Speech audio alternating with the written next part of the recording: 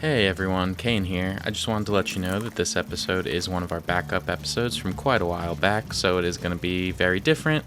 I hope you enjoy. Alright, hello, and welcome to Not Another Needless Sequel, where we discuss films and propose unnecessary prequels, sequels, reboots, and remakes. I am your host, Kane, and today I have with me my wife, Kelsey. Let's get this party started. Kelsey will be my co-host as we discuss The Cabin in the Woods, a horror movie from 2011, which was written in 3 days by Joss Whedon and Drew Goddard as a challenge to themselves after they both came off of disappointing projects. The movie follows 5 friends who go on a trip to a cabin in the woods. They soon learn that they're isolated from the outside world with no means of communication as horrors begin to unfold. What would you rate this movie? Overall, I gave it a 3.3 out of 5. Oh, I'll tell you why. okay. There's some really unique things I liked about the movie, like, all in all, but the ending, especially the ending and, like, other parts of the movie were honestly too cheesy. Almost so cheesy it seemed like they were kind of making fun of other movies, like horror, gory movies, in a way, like where kids go away on a trip and then, oh no, they all die, kind of like Texas Chainsaw Massacre, Friday the 13th, just as some examples. So got some points off for that from me. I mean, I rated it a 4 out of 5. I really enjoy the movie. I think that it's a unique premise in the sense that while there is stuff going on that is related to every movie, which, I mean, there's obvious callbacks to movies in this movie, but the fact that it's all staged and the characters aren't stupid of their own accord, it's all part of the plan. That is something I really liked about the movie, is 2 of the characters ended up being stupid, but they had to be made stupid. They were basically too smart and would have survived regardless, So when the movie starts off with just a scene between 2 characters, Mr. Hadley and Mr. Sitterson, they are just getting coffee, shooting the shit about whatever in their business. And it was actually allegedly written that way on purpose to confuse people in the theater so that they would think they were seeing the wrong movie. I was kind of confused. I was like, it's showing a history of human sacrifice, and then it cuts to 2 guys just talking about coffee. Yeah. And I don't know which of those dudes was which, but I wrote the one guy that's an asshole in Brooklyn Nine-Nine, and the dad in Get Out, and then the dad from Step Brothers. So that's how you'll probably hear me referring to them, is Robert. Robert, and I don't even know the other dude's name. Papa Peralta. Papa Peralta, that's a good one. Yeah. I had to think, sorry.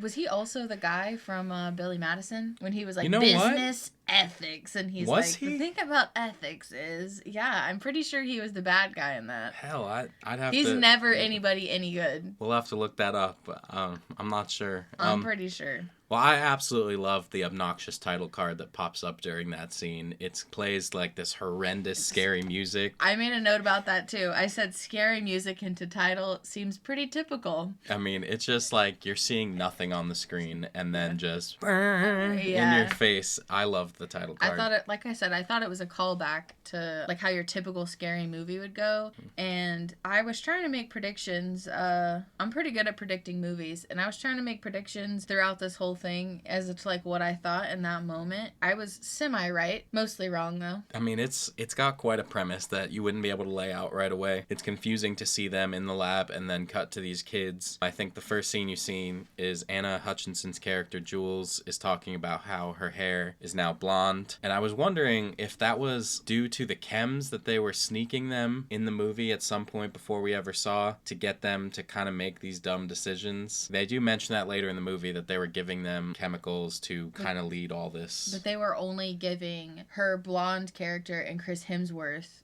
the chemicals. Well, they also mention that there's something in her hair dye that dumbs her down, which... Because they both, like, wanted to be doctored. Like, they're both super smart. Yeah. Which was not typical. That's what I was saying. That's what I really liked about the movie. Because I said the opening's like any other scary movie. You know, girl just gets broken up with, friend is pushing her to get away, drink, and have meaningless sex all weekend for fun. But I also did write about that opening scene. I said, I feel like, based on the guys getting coffee and what they were talking about, they're going to release something extremely bad, which is what was going to be at the cabin. And I said maybe an alien zombie or weird lab animal. I was pretty close. Those were all kind of options. Yeah. I mean, we'll get to that. Chris Hemsworth actually, you know, they portray him later in the movie to be a dumb jock, but in that scene, he is talking to Kristen Connolly's character, Dana, I believe, about what books she should read for this class. He says something like, he goes over this whole book in his lecture. You should read this. It'll make you seem insightful. Like, I mean, as you already mentioned, like, they're not dumb. No. They had to do this to make them dumb. But another thing is the cabin they're going to, he said that his cousin? His cousin bought. Did his cousin let him know he bought this? Was his cousin in on it? So I think it has to do with the chems because it's mentioned far later in the movie by Frank Cran's character. He says... Is that the pothead? Yes. All right. Marty. Cool. Marty. All right. Marty says, you know, I don't even think he has a cousin, so... Marty knew the whole time because he was immune to it because of the weed he was smoking. Yes, they do get to that, which when they introduce Marty's character, he shows up driving and he's smoking from that thermal mug/bong. Allegedly, that was a fully functional bong and mug that cost them $5,000 to develop. You can actually buy things that are like that now. I was going to say, how much money did they make off that? I don't know if they made the money, but I saw that, you know, about $80 can get you something like that. A coffee mug bong. Be a good gift for some people, right? Frank Kranz actually received like extensive training on how to be a pothead. They gave him 2-hour joint rolling sessions as well as sessions on how to light a bong, like to make him portray this character Marty. They bring in Seth Rogen for that? I don't know. It said expert consultants, and I was like, who the hell is an expert consultant? We should have looked in the credits to see if they were given like cred for it. That's cool though. I didn't know that. He was very like Shaggy. Yes, he did seem. He was very Shaggy. He seemed like Shaggy. Once they're all together, you know, they get in the RV and they start heading that way. And one of the first things they're saying is about how remote this cabin is. And Marty literally says, no cell phone reception. He's happy for it because he's like, finally the government can't track my ass or something like that. But God, don't go places where there's no cell phone reception. When they get to the cabin, it looks like, I'm not sure you've ever seen it, but it looks like the Evil Dead cabin. Like, it's a very obvious reference to that. There's a lot of references to the Evil Dead, but the cabin, right from that first shot of it, it looks exactly like that. Is the Evil Dead the one with the guy that's in Spider-Man? Bruce Campbell? Yes. Yeah. I've never seen like the full movie, but I have seen when you watch that movie, like that cabin specifically. I watched a pretty lengthy part of it with you once. Somewhere during that scene where they're all getting to the house, they end up going to the lake real quick. This was one of the funniest things from this. The only person who doesn't get in the lake is Marty. He sits on the edge, starts smoking maybe. And you would think like, oh, okay, you know, he just wants to be high. That's not why they didn't have him get in the water. They said he couldn't get in the water because, and I quote, he was ripped like muscular Jesus, and it wouldn't fit the character for him to be that good looking and get in there. So he was too fit. Yes, he was better than the rest of them. More fit than Jackson Avery and Chris Hemsworth. Yes. That's so funny. And they were just like, you're just going to have to sit here. That's also why they had him wear baggy clothes the whole time. They were like, cover that up. You know, it's too much. You're perfect for the part. We'll write the clothes and all of that around you. That's funny. So it eventually cuts to the kids playing Truth or Dare. I mean, classic horror movie trope. Well... So the first bet is Marty bets Jules to make out with the stuffed wolf head. Highly uncomfortable. Absolutely insane. If I was playing Truth or Dare and I was bet to make out with this Airbnb ass fucking wolf head that you would believe is a real stuffed mounted wolf, right? Like, it is, absolutely. It 100% I'm not doing it. Yeah, disgusting. It actually took them several tries to shoot that scene. I'm not sure entirely why. I think it had something to do with how horrible it was, but they allegedly covered the tongue of the wolf in powdered sugar. It wasn't real. Obviously the prop, but they covered it in powdered sugar to make it look dusty and also to be easier for Jules to do. Poor girl. That's commitment, because I was so highly uncomfortable. I was like, I don't even feel comfortable watching this. It was such a... She makes a whole show of it, too. Yeah, she does. But I think that's part of the chemicals making her dumb. Yes, and she's becoming very, like, stereotypical. So then the cellar door kicks open, which... Leave. Get out of there. Right now. Yeah, exactly. As soon as it opens up, you're like, well, I don't know what the fuck that is, but let's just go home. Yeah, but they wouldn't have been able to go home regardless. They wouldn't have, but in their head, at that moment, they don't know that. That's true. And... I mean, hell, worst case scenario, all right, we're all sleeping in the RV, which I kind of wonder what would have happened if they made the choice to do that, sleep in the RV, because nothing... They have to activate something. They have to activate something, which I guess maybe because of the stakes, if they don't activate it, then maybe they have an ultimate like button where they can press it and just choose for something to go out there. You know what? I say that, but they probably would have just pumped more drugs, been like, make them dumber. That's true, because they did have that stuff have to go through the vents to try and make them dumber. Yeah, they say that. But whenever they do go down in the basement, it was interesting that they all seem to focus in on one item and almost become infatuated with it. Mm-hmm. So in that moment, it seems each item would have a different family or species or something, and that's what they bet on. That's where I figured it out. Yes. Was when they became infatuated with it, when he started opening the orb, when she was like, look at this necklace. Mm-hmm. And then at that point, I was like, the 100% clearance rate has to be that whatever it is they unlock kills all of the inhabitants. And all of these countries have a bet on who will win by everyone being killed. And if someone survives, then they lose. When they go down that cellar, it's got to be the absolute worst flashlight I've ever seen in my life that they're using. Yeah. And they do eventually light a lantern, but it's still so dark. But that flashlight, like, terrible. I would have been like, give me my phone. I guess, I don't know what year it was. 2011, you said. So, yes, you mentioned that they all had different items. Dana had the diary, which ultimately is what calls the zombies. Jules has the necklace of the bride. It's written somewhere on there something about the bride. I'd like to think that what would have happened if she put on that is she would have turned into the bride, like she would have been consumed and just like That's interesting, because I said I was thinking at the time, I said especially the blonde girl that picks the necklace seems to be the most infatuated. Yes, I think that's what it was, is it would have taken her over. Holden has the music box, which you do see later. There's that ballerina with like the monstrous face. I imagine it would have called that. And then Kurt has a puzzle sphere. That's what I think it was.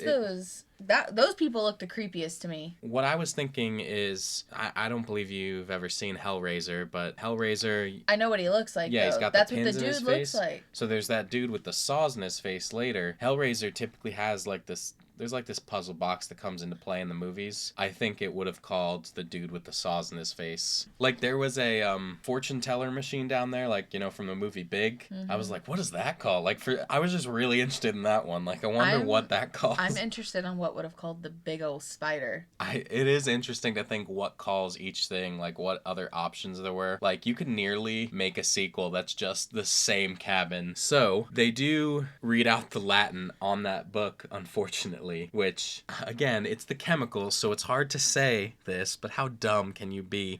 Marty's telling them, do not read the Latin.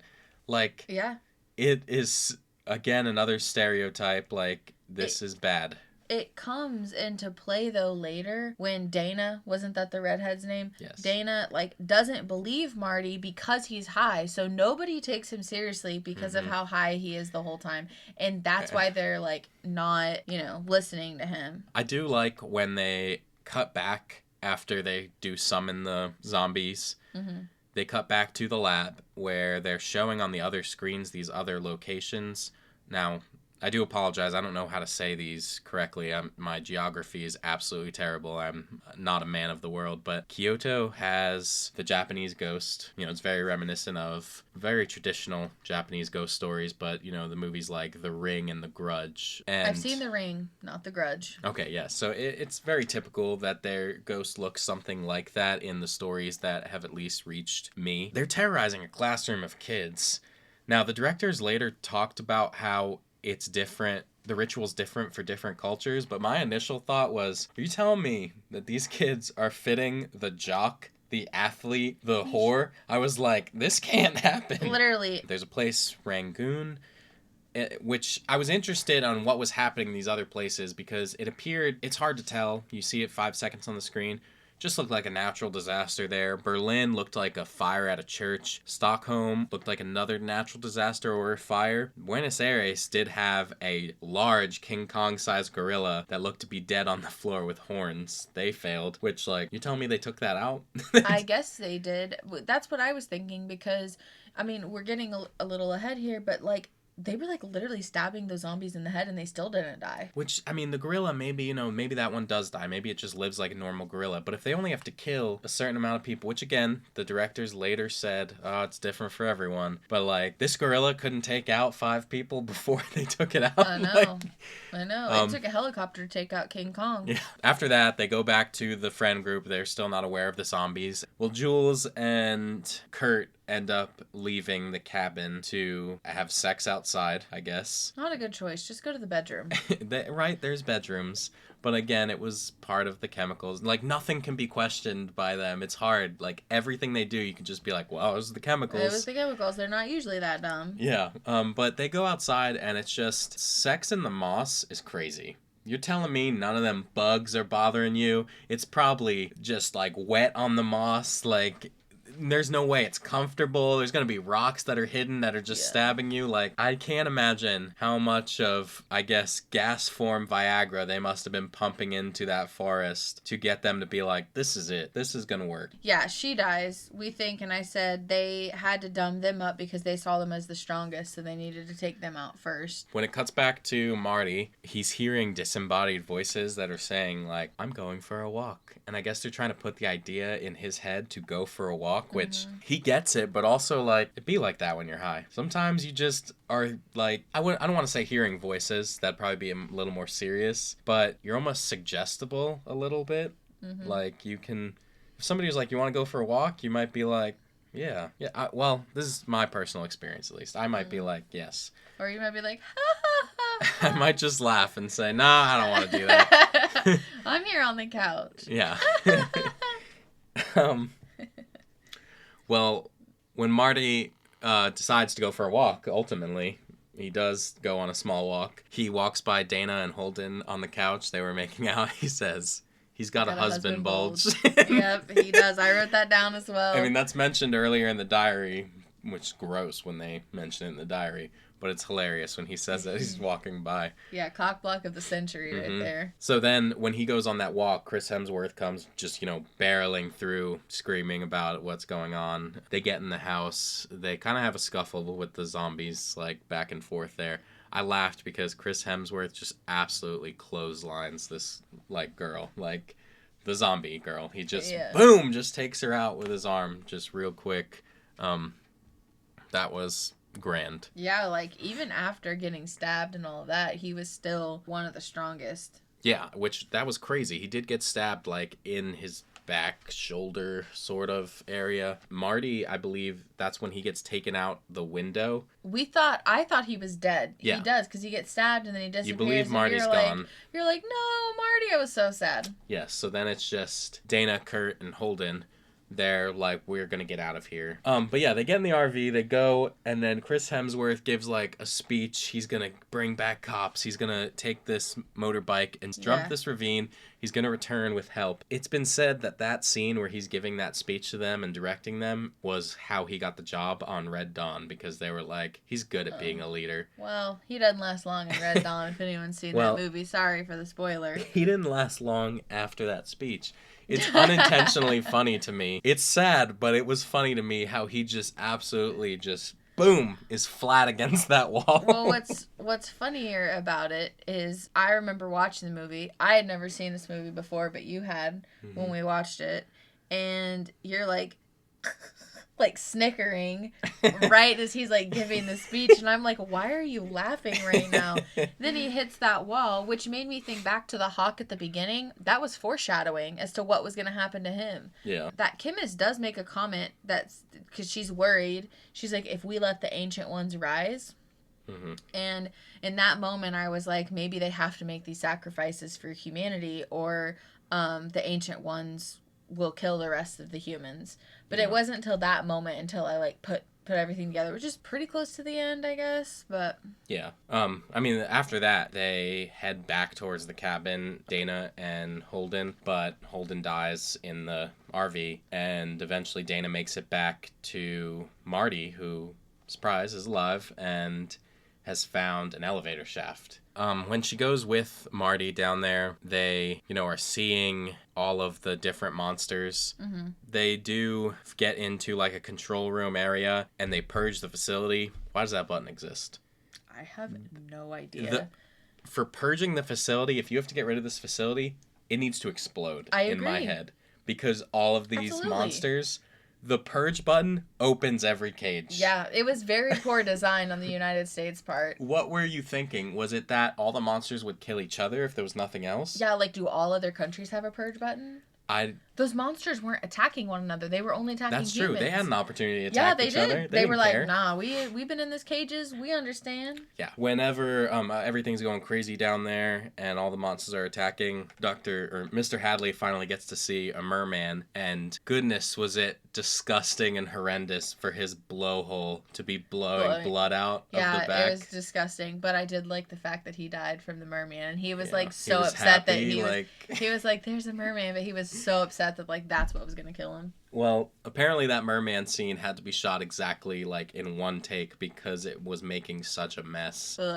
They hooked it up. It was like a just like a rubber creature. He wasn't really there, and they like hooked it up to like a barrel of fake blood and just had it like shooting out, and it was making too much of a mess. They could only do it one time. Disgusting. So eventually Jules and not Jules, she's been dead.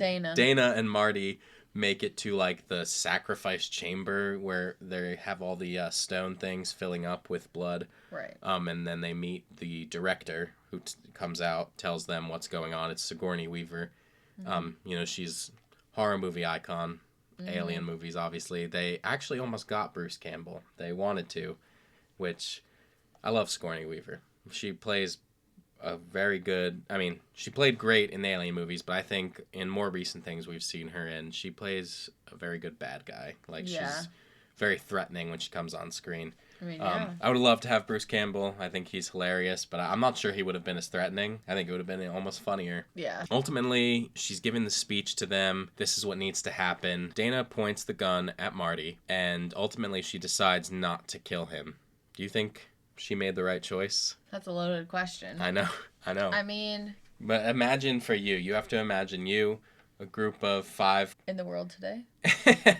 Let's not get into that. Okay. But, a group of 3 close friends and a stranger, I guess, because she didn't really know Jesse Williams' character, but... Oh, she got to know him. But this person is your friend. Mm-hmm. Your choice is to take them out. I think it depends on the friend. I don't think I can give a direct answer unless I scare all my friends off who listen to this and be like, I'm never going to hang around you. I wouldn't shoot you. You hateful motherfucker. Definitely wouldn't shoot you. If it came down to us two, yeah, we'll die together.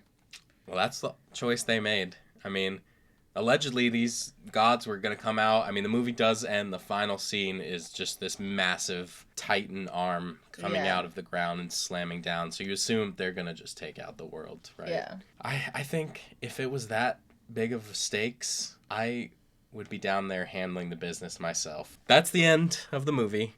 I really did like it. I mean, there's a lot of things in it that like I said, you want to question, but you kind of can't. It's all about the chemicals. So I'd like to play a game. So. Ooh, what's the game today?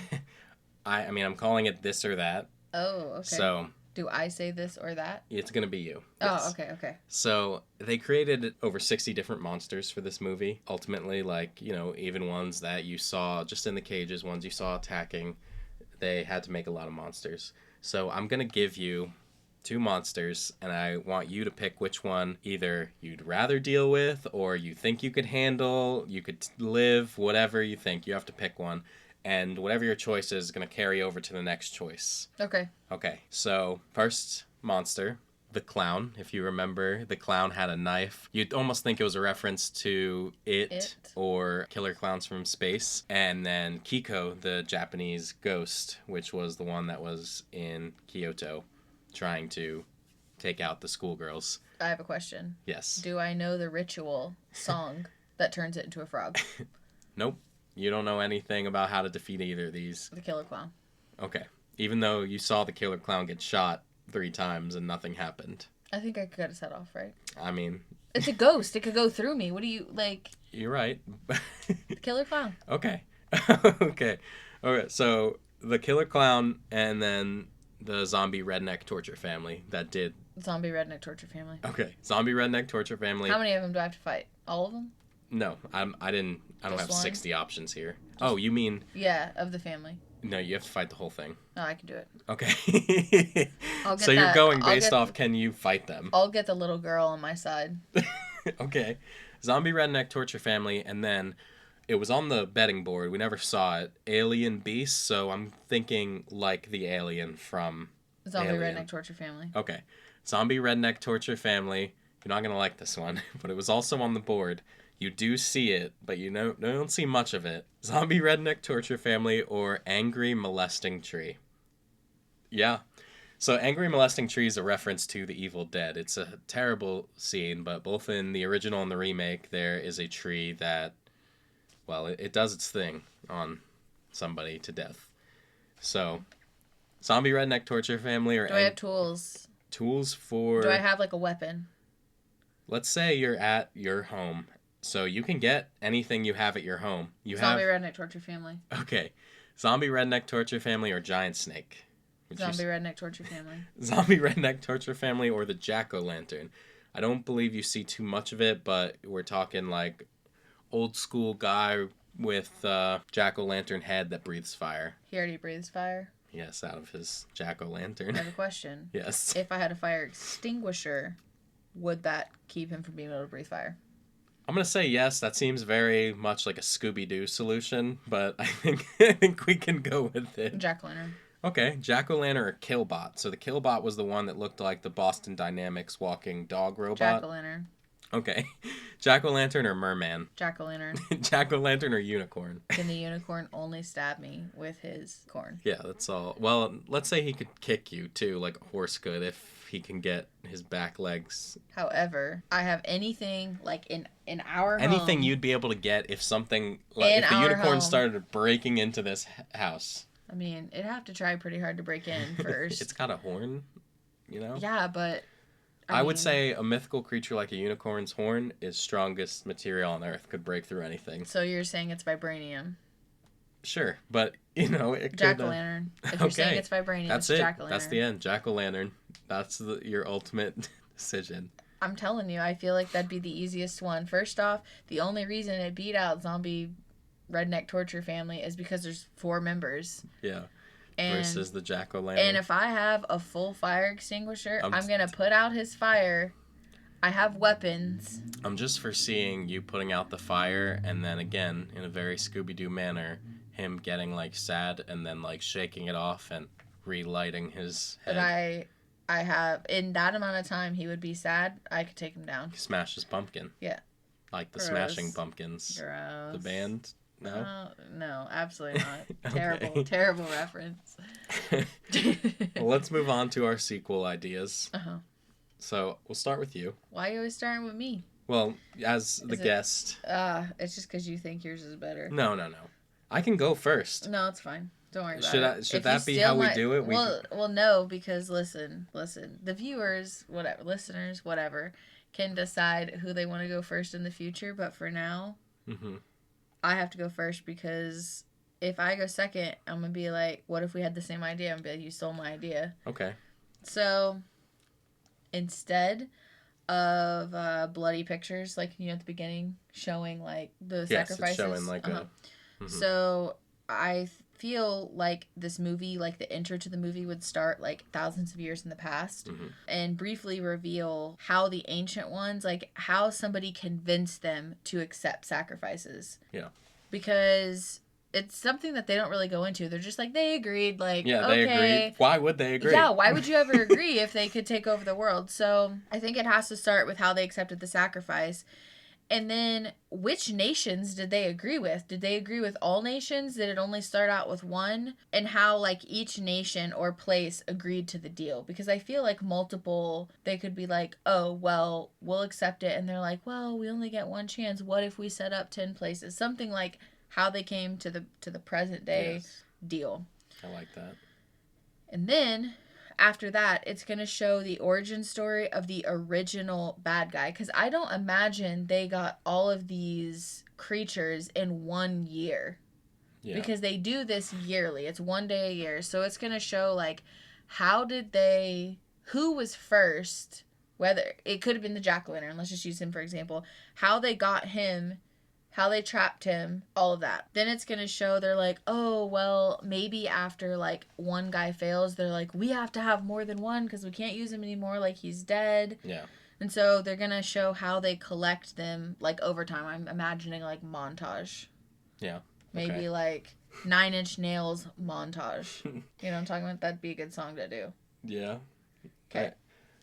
Montage of all these countries collecting bad guys and then it comes to the idea, well, we have all these bad guys, how do we choose? And they're like, let's make a bet. It's going to show like they're coming up with the idea, let's put all of these relics in the basement, and whatever they do, that's how we're going to choose who's used every year. So it's going to show that montage of loading bad guys, placing them in the vault. Next, flash forward to same year as Cabin in the Woods. Yeah. And it's going to flash to the, quote, professor that old girl dated. Yeah. Okay. And how they meet, her walking into his class, slow motion. Because, she's very, quiet in the movie. Girl next door type. Girl next door. And it's going to slow motion on her being quiet but smiley and shy. Yeah. Okay. Then the movie's going to end with the professor making the call saying he found the virgin and has learned that she has friends. So she's got 2 friends that date. He's learned she has friends. The quarterback on the team and her friend wants to go to med school. Like they have the 2 quote, quote, hot friends. And then he knows that and then obviously they already have the Joker. The Fool. They already have the Fool because Marty's part of that friend group, right? Yeah. But he knows that breaking it off with her, not in person but through text, is going to cause Chris Hemsworth to bring his friend the academic along for the ride. So the professor was in on it the whole time. Yeah. I like how you connected it back to the original. Like it has a really good premise there. You got a title? I couldn't come up with a title because I didn't want to call it like... Title for yours? Yeah, that's not the title of yours. I didn't necessarily come up with a title. I'm not great at that, and I should have. Just make it ridiculous. The story before The Cabin in the Woods. Yeah, I was like, The Cabin in the Woods was like pretty good. So it was just kind of hard because there were so many different plot points that like, what do you call it? Yeah. That's what we pay people for, is to come up with that. You can have my idea, but... I mean, my sequel idea, which, I mean, yours starts off as a prequel. Ultimately, I mean, it's all a prequel because it all leads to just nearly moments before the original. Mine's also a prequel. I did name it The Organization. I don't know if that's a good name, but I tried to... That's pretty good. Go with the something. That's kind of what I was trying to do. Here I put a question mark, the ancient ones, but I'm like, the movie's not really about them. It starts off with a lot to do with them. I would like to see the deal that was struck with them. It reminds me of... The Origin, maybe? The Origin, it could be. The Origin in the Woods? The Origin in the Woods. The origin of the Cabin in the Woods. Yeah, the origin of The Cabin in the Woods. Well, it reminds me of the Disney animated Hercules, where... Hades sees the Titans trapped underground. I thought the same thing. Yeah. I thought the same thing. Remember he lets them go in that movie and they're going the wrong way? He's like, guys, it's that way. Yeah, and he's like, woo! They all like, they're like, brah! They start going the wrong way. Especially the, lava man or whatever. Yeah. That part's hilarious. Okay, so mine, The Organization. It's prequel, able to stand on its own, but, ultimately a prequel. In the year 1940... a secret organization is taking steps to become a well-oiled, apocalypse-preventing machine. The leaders of this mysterious group have grown weary of performing sacrifices themselves and decided to recruit the help of the supernatural to do their dirty work for them. While the institution has long been aware of the Ancient Ones, they have now prepared a team to go out and secure other entities by any means necessary. While some of these missions are a success, containing them proves to be a challenge. The movie would follow possibly 2 teams of these trained military types as they hunt down these creatures, ultimately as a means of protecting the world as we know it. So, mine yours kind of covers that part, except mine would basically be that's the entire movie is seeing them try to secure, like that would be the horror of it. I'm thinking the first Resident Evil movie, sort of, where you see Michelle Rodriguez, you know, she's in that, she's a military type in there, she's like trying to move through the facility with Alice and them. She plays lots of military types. Yes. Yeah. So something like that, where they're moving through locations trying to capture these monsters, and you know, any one of those monsters could be a horror movie in its own. But the fact is it's stereotypical, and like, you know, if it was a giant snake, that's been done. But you know that this is all leading to the cabin in the woods where they're trying to capture these monsters. And it's all because, you know, the higher ups, they're like, I'm tired of killing people. Like, you know, I don't want to be the one doing it. I'm okay with it, but I need someone else to do it. Yeah. So that's kind of how that whole business starts and how they got there, which... I like the title. It's very, like... all of this is very SCP organization. Their whole thing, you know. I know you don't know too much about that, and I nerd out about it, but I'm just thinking more of Sector 8 Transformers. Yeah. You know, nobody knows that it exists. Section 8, whatever it is. It might be section. I don't know what you're talking about. Yeah, the dude. I can't think of his name. He's funny. Like, nobody knows it doesn't exist. He's in Mr. Deeds, and he's like, I like feet. Yeah. Yeah. I mean, he's great in those movies. He is. He was in something recently. Watched. No, he's in the Batman. He's Yeah, he was. He's one of the crime. I don't know if he's Falcone or Maroni. I can't remember which one, but he was really good. I feel like he'd be Maroni. Yeah. I can't think of Maroni being anybody else other than Angel from Dexter, though. Yeah. All right. Well, I mean, that's the episode. Thank you for making it this far. If you're listening, we hope you enjoyed, maybe even enough to share our show with someone. If you'd like to vote on whose sequel idea is the best, you can vote on our Twitter poll at it's NANSPod, NANNSPOD, not another needless sequel pod. Get it? All right. Be easy, everyone. We'll see you next week.